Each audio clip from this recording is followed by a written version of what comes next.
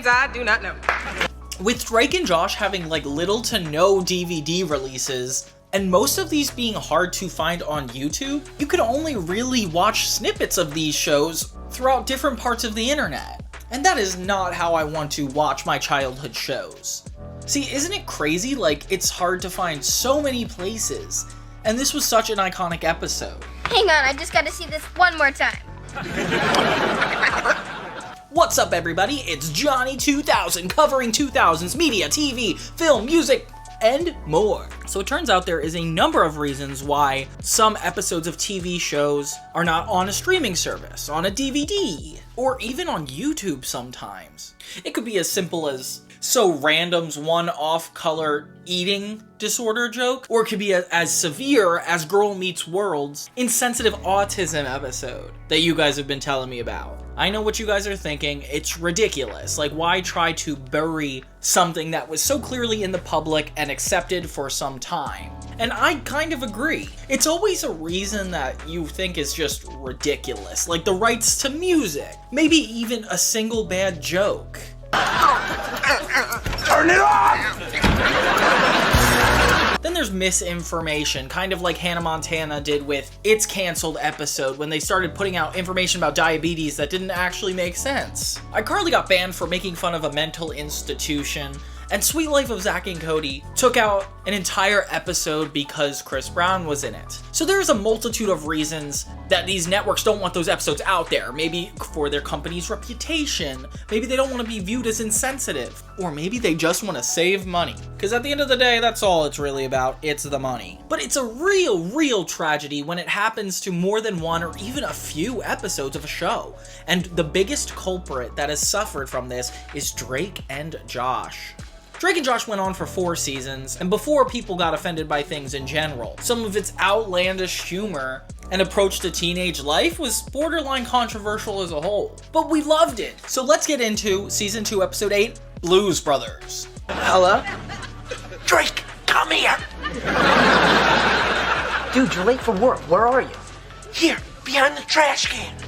Josh comes in all excited because he is chosen to be the weatherman alongside his father on TV. Megan is like, why didn't he ask me? And starts to build a vendetta against him for it. I'm gonna talk to Dad about this. Meanwhile, Drake is signing up for the talent show. Him and his band are going to perform, and this fangirl keeps coming up to him and saying all the details of his concert to prove she's the #1 fan, and it's very stalker territory. Do I know you? No. I love you. Bye. And Drake dismisses it, like impressed somehow. It's gotta be fun being you. Yeah. Then a guy named Hewitt and his a cappella boy group come up to threaten Drake, saying there is no way he is going to beat them. They show off by singing their a cappella version of Silent Night, which is not impressive, but I guess they're worried about it. Sleep in heavenly peace. And the stakes are raised. Meanwhile, Josh gets stuck in the window trying to put something up, and Drake has to help him. And it's one of these moments that, like, Josh's physical comedy is just so funny. He's, like, so committed to it. Apparently, he's going to be on in 2 hours and wants to get a feel for the weather, which, if you're on in 2 hours, Josh, I don't think you should be chilling at home. He practices in front of the mirror, and it's so funny. Today's forecast. Today's forecast.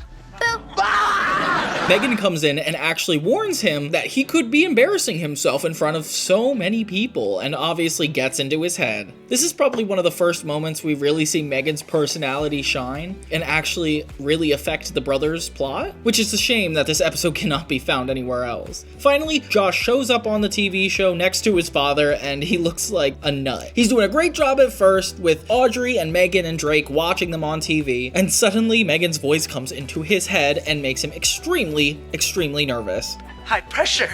You make one mistake, and millions of people see it. He begins twitching on television, and it is hilarious.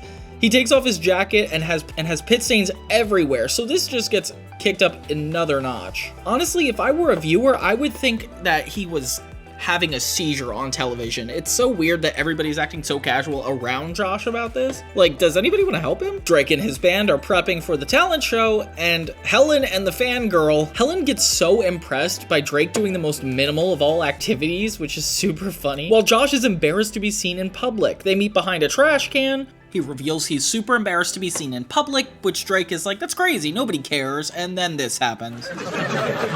You leave this boy alone. Isn't it bad enough that he humiliated and degraded himself on the television? Thank you, Helen. Drake tries to get Josh a pep talk, but he's so focused on the Battle of the Bands that he doesn't really think about it. As we finally get to the talent show, it kind of reminds me of the iCarly episode where they're trying out weird talents for kids in the pilot. I don't know why, it just gives me that vibe. But they're hosting this talent show at the premiere, which I never really thought about. And things take a turn for the worse when Drake realizes that this a cappella group stole the theme song of Drake and Josh. It's gonna take some time to realize. I mean, obviously they don't call it that, they just call it his song, but still, it's the theme song. Josh goes backstage because he is too embarrassed to be there. But Drake, needing to go out really soon, Drake needs to come up with a plan. Josh, who's too embarrassed, is about to leave when Drake has to convince him the Blues Brothers tribute. You're gonna sing Soul Man with me. What is this, Twitch-a-palooza? You know what happens to me when I get up in front of people.